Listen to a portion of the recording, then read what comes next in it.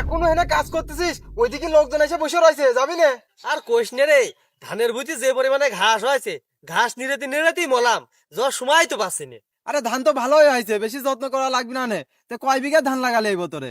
বেশি না, মাত্র 3 বিঘে। আরো হয়তো, কিন্তু আমার বাপের একটু ভুলি জন্যি সব হাতছাড়া হয়ে গেল। কে রে, তোর বাপ কি সবকিছু বিছে কিনে খেয়ে ফেলেছে নাকি? আরে না, জমি বিক্রি করিনি।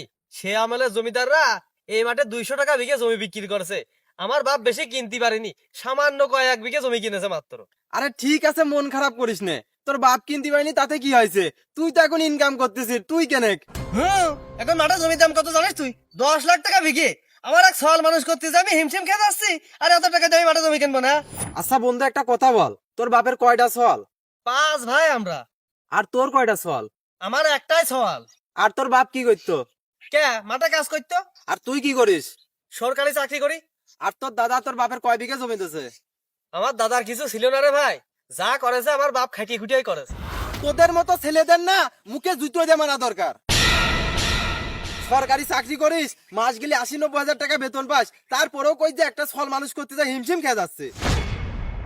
আর তোর বাপ সেই সময় সারাদিন 5 টাকায় জন্মেছে, তোদের 5 ভাই মানুষ করেছে, তোদের লেখাপড়া শিখেছে, তারপরেও মাঠে 15 বিঘা জমি লাগেছে, তোদের প্রত্যেক ভাইকে 3 বিঘা জমি ভাগ করে দিয়েছে। আর তোরা এখন সরকারি চাকরি করে 1 বিঘা জমি রাখতে হিমশিম খাচ্ছিস। তোর বাপের পা ধুয়ে পানি খাওয়া দরকার রে, আর তুই তোর বাপের বদনাম করতেছিস। সরকারি চাকরি করে যে 10 বছরে 1 বিঘা জমি কিনতে পারে না, সে আবার বাপের বদনাম করতেছে, হ্যাঁ? যে ছেলে বাপের সম্মান করতে পারে না, ওরকম বন্ধু আমার দরকার নেই, থাকবে এটা তুই।